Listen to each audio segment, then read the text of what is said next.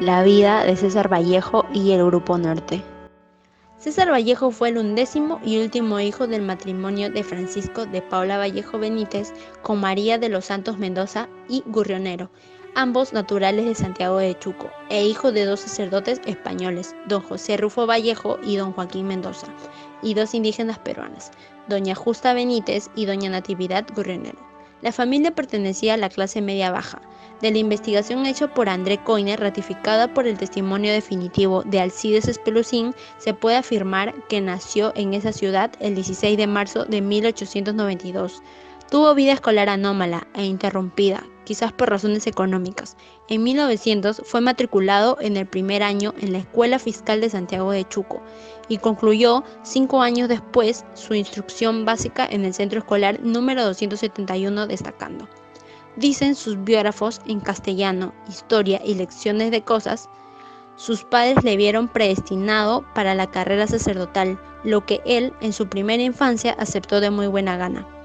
De ahí que existan tantas referencias bíblicas y litúrgicas en sus primeros poemas. Pasó a Huamachuco, donde siguió la educación secundaria en el Colegio Nacional San Nicolás, con muy buenos resultados, aunque en medio de la estrechez económica. El curso correspondiente al año 1907 lo hizo como alumno libre, permaneciendo en su casa de Santiago. Concluidos sus estudios secundarios, retornó a su pueblo natal. Posteriormente opta por pequeños trabajos. Se matricula en la Universidad Nacional de Trujillo y más adelante ingresa a la Facultad de Ciencias en la Universidad Nacional Mayor de San Marcos. Debido a la escasez económica de su familia, lo hace abandonar ambas universidades y se siente devastado, lo que le hace sentirse deprimido. Sin embargo, él no se rinde y trabaja como maestro particular de unos hijos de un terrateniente en Huánuco en 1911. En 1912 trabaja como ayudante de cajero en una fábrica azucarera. Después de esos trabajos y más, supo el sufrimiento que se vivía en las minas, al ver que los trabajadores ganaban un bajo sueldo y había demasiado maltrato físico y psicológico.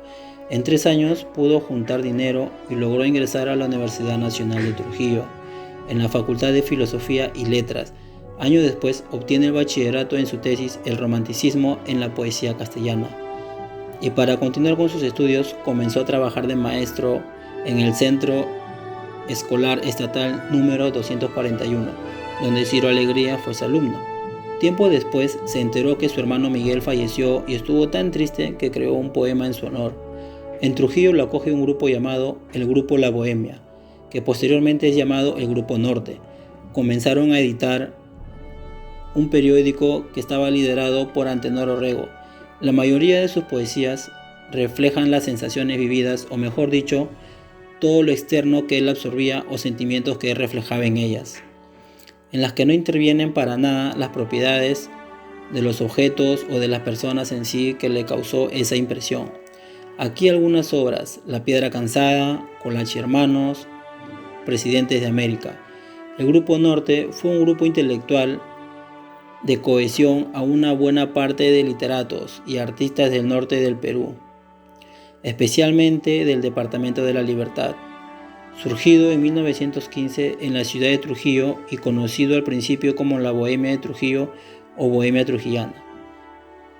El grupo adoptó el nombre de Bohemia de Trujillo a raíz de un artículo escrito por el poema Juan Parra del Riego en la revista limeña Balnearios, el 22 de octubre de 1916, y aportando más sobre Vallejo.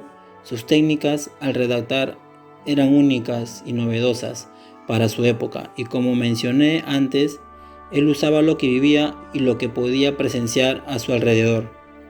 La vinculación del entonces joven César Vallejo con los bohemios trujillanos entre 1915 y 1917 fue decisiva en la definición de su vocación literaria y en la maduración de su personalidad como poeta. Antenor Orrego y Alcides Espelucín fueron los que mayor influencia tuvieron al respecto. Ellos le ayudaron a ensanchar su horizonte literario, todavía restringido en el clasicismo y el modernismo. Los bohemios lo animaron a publicar sus primeras composiciones poéticas, que aparecieron en el diario La Reforma de Trujillo. Otros poemas suyos fueron publicados en el diario La Industria de Trujillo y en la revista Balneario de Lima. Dichos poemas, corregidos, integraron luego el poemario Los Heraldos Negros que Vallejo publicó en Lima en 1919.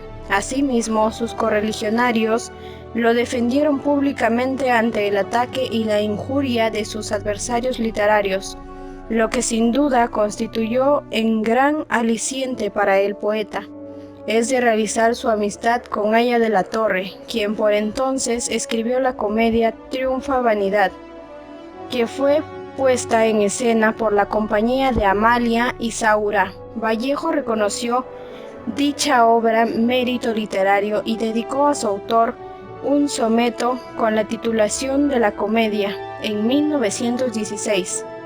El Grupo Norte, entre sus miembros más destacados figuraron César Vallejo, poeta; Víctor Raúl Haya de la Torre, político y periodista; Antenor Orrego, filósofo y periodista; Alcides Pelusín, poeta; Macedonio de la Torre, pintor, escultor y músico; Carlos Valderrama, músico; Carlos Manuel estudió Derecho, es economista y aprista; Josué Eulogio Garrido, poeta piurano; Juan Espejo Asturrizaga, poeta y educador; Francisco Sandoval, poeta; Ciro Alegría, narrador, político y periodista.